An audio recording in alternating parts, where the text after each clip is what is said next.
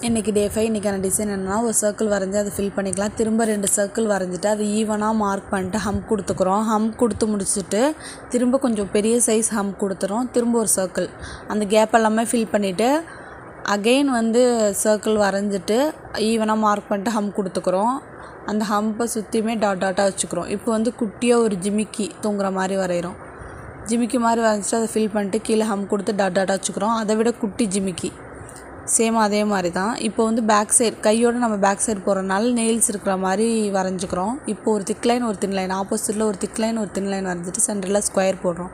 போட்டுட்டு நான் வீடியோவில் எப்படி போட்டிருக்கணும் அதை மாதிரி டிசைன் போட்டுக்கோங்க.